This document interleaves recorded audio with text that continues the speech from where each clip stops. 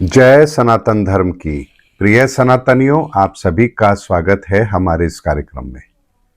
सनातनियों, आज सनातन के मैं उस विज्ञान के बारे में आपको बता रहा हूं जिस विज्ञान को समझने के पश्चात आप अपने लिए बहुत बड़ी ऐसी व्यवस्था कर सकते हैं जो किसी और तरीके से संभव है ही नहीं।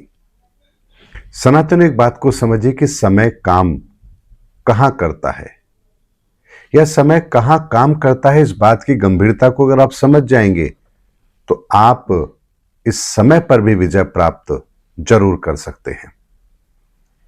दो चीज को समझिए सनातनियों, एक वो चीज जो गति ले रही है, एक वो चीज जो गति ले रही है उसको गति दे रही है।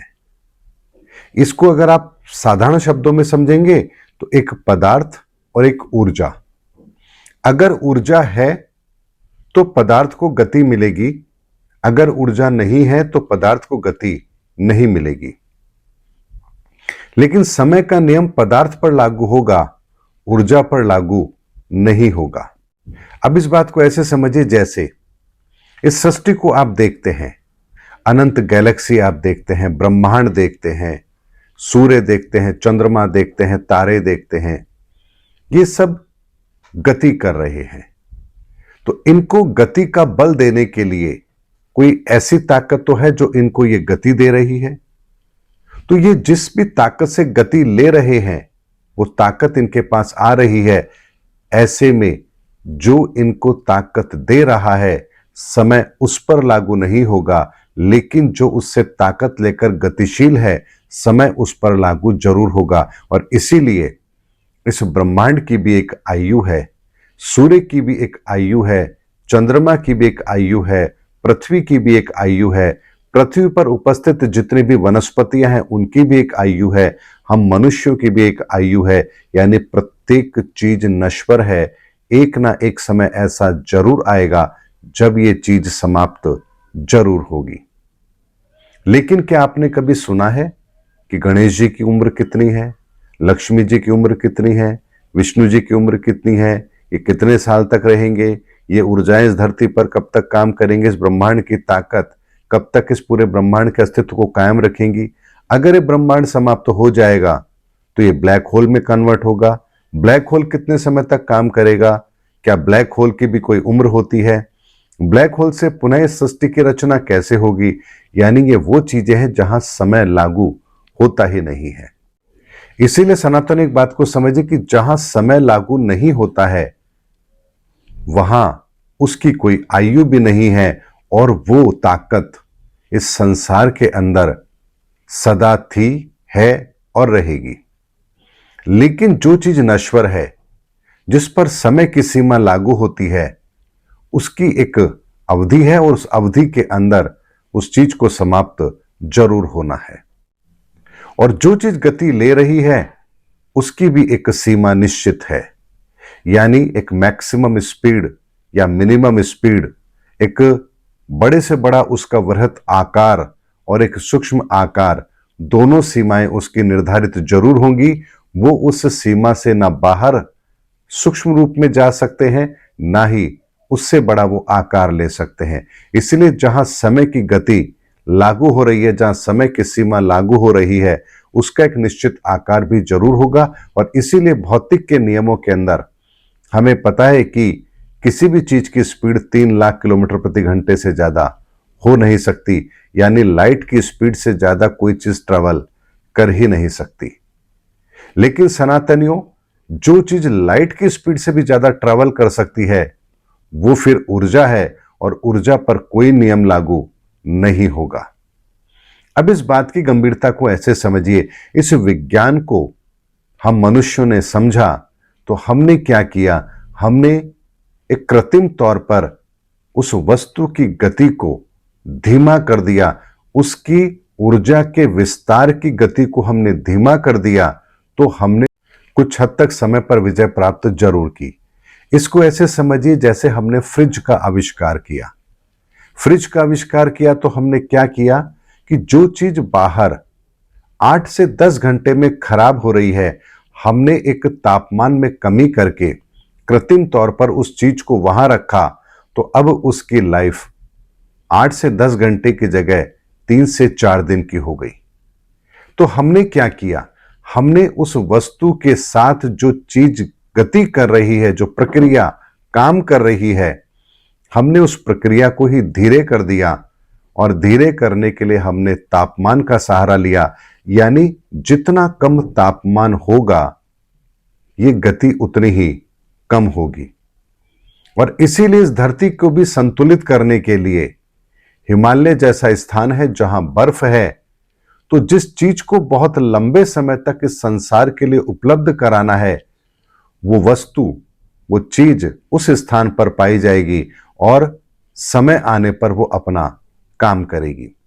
और इसीलिए प्रलय का सिद्धांत भी इसी पर काम करता है। इस बात को ऐसे समझिए कि इस धरती पर जितने जल की आवश्यकता है उतने जल की आपूर्ति प्रकृति ने की है, लेकिन उससे भी अधिक जल की मात्रा को उन्होंने इस संसार के लिए व्यवस्थित किया है बर्फ के रूप में।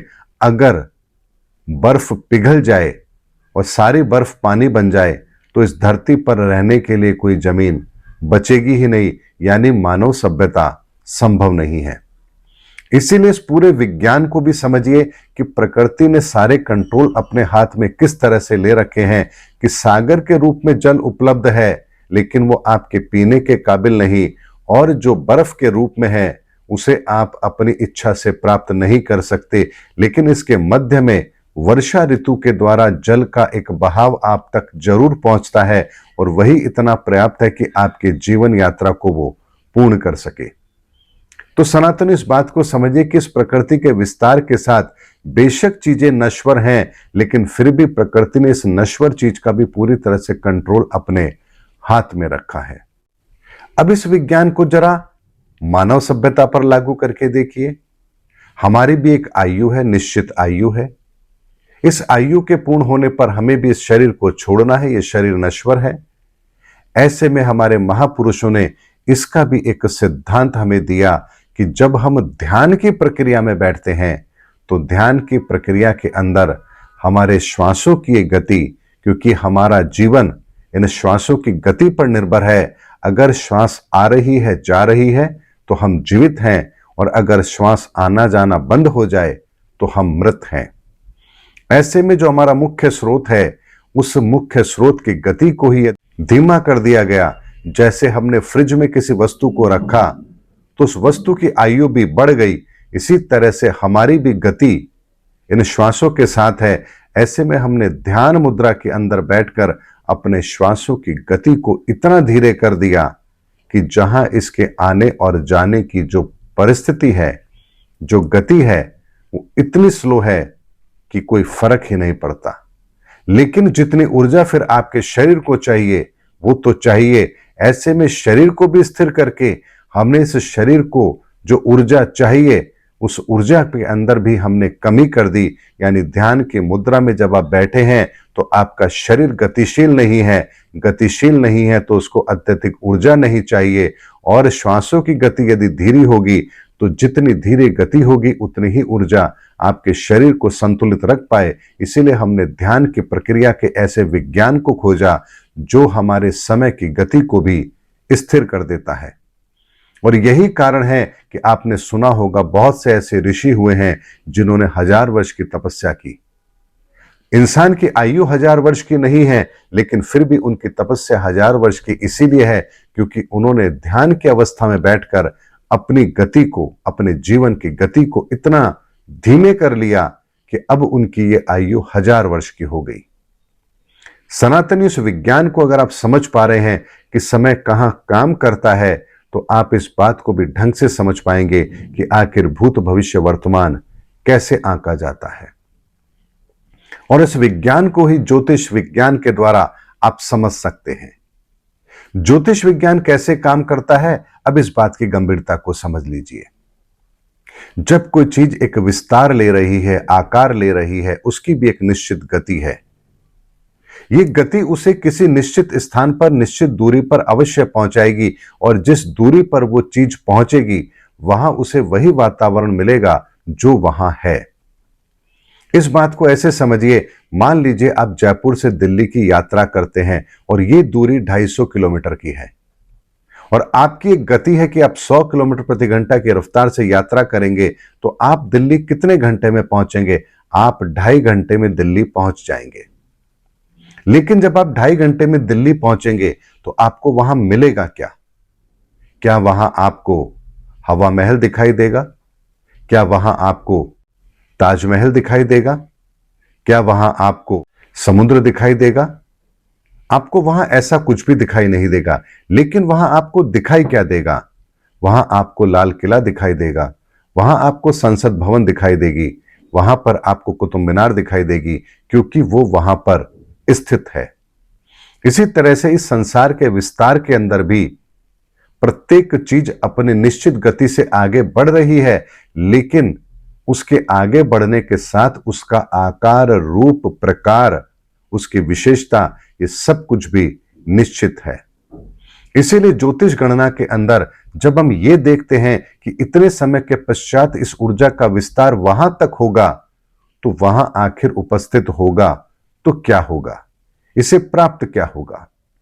इस बात को ऐसे समझिए कि प्रत्येक ऊर्जा का विस्तार, उसके अंदर भी ऊर्जाओं का एक पूरा संसार है और ये जब अपनी निश्चित गति से आकार ले रहा है, विस्तार ले रहा है, तो इसके निश्चित समय पर निश्चित दूरी का तय होना निश्चित है और जितनी दूरी ये तय करेगा उस जगह पर उसी ऊर्जा का मुख्य स्रोत उसे जरूर प्राप्त होगा। इसीलिए ज्योतिष गणना से यह पता लगता है कि इतने समय के पश्चात इस ऊर्जा के विस्तार के साथ जब इसका शरीर भी विस्तार कर रहा है, इसके शरीर की ऊर्जा भी इसके साथ गतिशील है, तो फिर एक निश्चित समय पर इसके जीवन में उस ऊर्जा का आगमन होगा, उससे इसका सामना होगा और वो ऊर्जा यदि इस चीज की ऊर्जा है तो इसको उसी से संबंधित फल प्राप्त होंगे। और इसकी गणना महादशाओं से होती है। इतने समय के बाद ये ऊर्जा जब गति लेगी तो सूर्य की दशा आएगी। सूर्य अर्थात सूर्य से संबंधित वो सारी शक्तियां, वो सारी विशेषताएं इसके जीवन में घटित होंगी और ये उस समय पर उन चीजों को कैसे व्यवहारिक तौर पर लेगा, इसके लिए इसके जीवन में ऊर्जा, सूर्य की ऊर्जा किस तरह से व्यवस्थित है, इसकी व्यवस्थाओं के आधार पर ही ये वहां उस समय उन परिणामों को प्राप्त करेगा। तो ये ज्योतिष का विज्ञान वो विज्ञान है जो हमारे इस संसार की गति को, हमारे जीवन की गति को, क्योंकि जो संसार गति ले रहा है नश्वर है, लेकिन इसकी भी एक सीमा निश्चित है।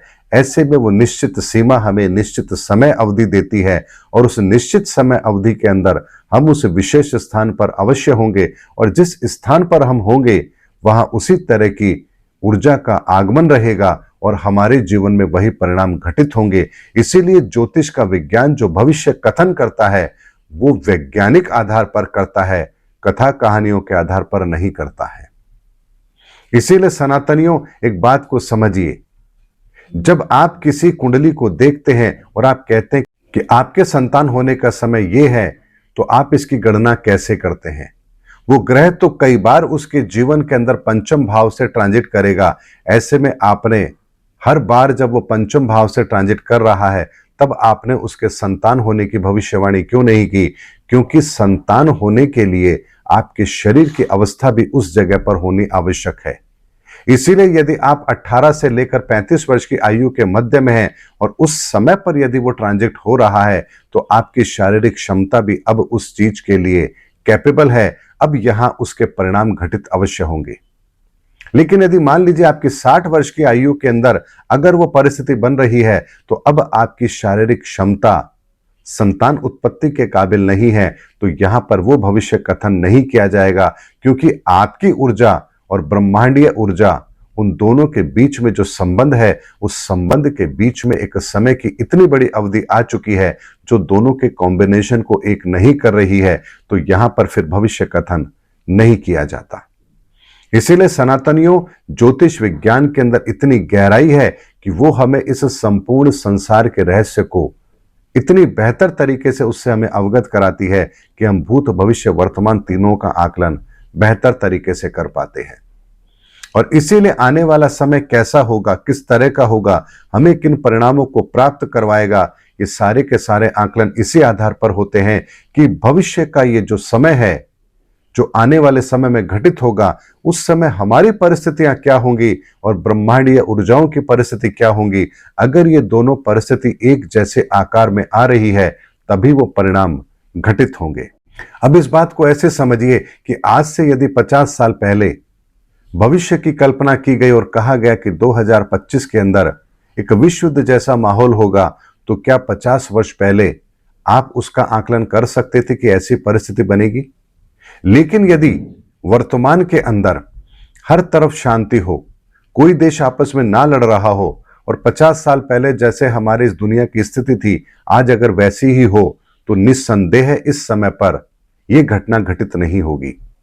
लेकिन वर्तमान के अंदर भौगोलिक परिस्थितियां भी वैसी हैं, हमारी सामाजिक परिस्थितियां भी वैसी हैं, राजनीतिक परिस्थितियां भी वैसी हैं। हर चीज अब उस पैमाने पर खड़ी है जहां से वो जो समय 2025 का हमें आज से पहले बताया गया, उस समय पर काल चक्र भी उसी घटना को घटित करवा रहा है और वर्तमान की परिस्थिति भी हमने वैसी ही बना रखी है। इसीलिए उसके परिणाम के घटित होने की संभावना बन जाती है। इसीलिए सनातन एक बात को समझिए कि वर्तमान के अंदर शांति के जितने भी प्रयास हो रहे हैं, वो सब एक के बाद एक विफल होते जा रहे हैं, क्योंकि वर्तमान की परिस्थिति और ग्रहों की परिस्थिति जो भविष्य को दिखा रही है, वो दोनों एक समय पर एक ही ऊर्जा के अधीन होकर कार्य कर रही हैं। ऐसे में उस परिणाम के घटित होने की संभावना पूरी तरह से बनती है। इसीलिए सनातनी उस ऊर्जा के विज्ञान को समझिए कि समय कहां काम करता है और समय कहां काम नहीं करता है। इसीलिए सनातनियों इस बात की गंभीरता को यदि आप समझ पाएंगे, तो आप ये जान पाएंगे कि अगर हमें भी इस संसार के अंदर वर्तमान समय के अंदर इस विनाश के समय को यदि टालना है, तो हमें अपनी महत्वाकांक्षा की जो गति है इसको धीमे करना पड़ेगा। और यदि हम इस गति को धीरे करने में कामयाब हुए, तो ये विनाश का समय टल सकता है, अन्यथा कोई दूसरा कारण है ही नहीं। ऐसा ही प्रयास भगवान श्री कृष्ण ने किया था जब दुर्योधन को कहा कि तुम केवल 5 गांव दे दो, ये महत्वाकांक्षा का समय इस समय का टल जाएगा, तो महाभारत नहीं होगी। यही प्रयास भगवान राम ने किया था जब अंगद को भेजा, हनुमान को भेजा, जाओ रावण को समझा दो, लेकिन रावण नहीं समझा। अगर रावण उस समय अपनी महत्वाकांक्षा को रोक लेता, तो वो परिणाम घटित नहीं होते। इसी तरह से सनातनियों एक बात को समझिए कि समय की गति को रोका तो जा सकता है, लेकिन उसके लिए जिस कार्य को करना होगा, उस कार्य को करने के लिए यदि हम तैयार नहीं हैं, तो समय की गति कभी कम होती ही नहीं है। जैसे यदि आप ध्यान की अवस्था में नहीं जा रहे हैं, तो आपकी आयु निश्चित है। आप अगर किसी चीज को बाहर वैसे ही तापमान में रख रहे हैं, तो उसकी एक उम्र है, उससे पहले वो खराब अवश्य हो जाएगी। लेकिन अगर आपने फ्रिज में रखा, आयु बढ़ गई, आप ध्यान की अवस्था में गए, आपकी आयु बढ़ गई। और इसी तरह से ये सनातन का विज्ञान हमें इस सृष्टि के अंदर समय की गति को भी अपने पक्ष में करने की ताकत देता है। लेकिन ये इतना बड़ा विज्ञान है, जिस विज्ञान को समझने के लिए आपको सनातन को समझना पड़ेगा। इसीलिए सनातन केवल इतना सा नहीं है कि हमने एक नारा लगा लिया, जय श्री राम, हर हर महादेव, और हमारा काम हो गया, हम सनातनी बन गए। तिलक लगा लिया, हम सनातनी हो गए। भगवा पहन लिया, हम सनातनी हो गए। दीपावली मना ली, हम सनातनी हो गए। रामकृष्ण को मान लिया, हम सनातनी हो गए। सनातनी ये नहीं है। सनातनी प्रक्रिया तो वो प्रक्रिया है जो इस ब्रह्मांड के विज्ञान के आधार पर काम करती है, हमारी सोच और हमारी मान्यताओं के आधार पर नहीं। इसीलिए सनातनियों, मैंने आपसे कहा था कि मैं सनातन के उस सेकंड लेवल की बातें आप लोगों के सामने रखूंगा जो आपको जानना आवश्यक है। और इसीलिए समय को भी कैसे नियंत्रित किया जाता है, आज ये विज्ञान का एक छोटा सा रूप मैंने आप लोगों के सामने रखा है। हमारे ऋषि मुनि इस विज्ञान को बहुत अच्छी तरह से जानते थे और इसीलिए उन्होंने इस संसार के अंदर हमारे सामने उस विज्ञान को इतना सरलतम तरीके से रखा कि केवल एक ध्यान की प्रक्रिया हमें दे दी और हमारे जीवन की गति भी अब हमारे हाथ में आ गई। उम्मीद करता हूं सनातनियों, आज का वीडियो आपको यह समझाने के लिए पर्याप्त है कि सनातन को छोटा समझने की गलती मत करना। सनातन हमारी सोच से भी बहुत विशाल और बहुत विस्तृत है। उम्मीद करता हूं सनातनियों, मेरा वीडियो आपको आज जरूर अच्छा लगा होगा। अगले वीडियो में आपसे फिर भेंट होगी, तब तक हमारे चैनल पर बने रहिए। जय सनातन धर्म की, जय धर्म युग की, जय सनातन विश्व।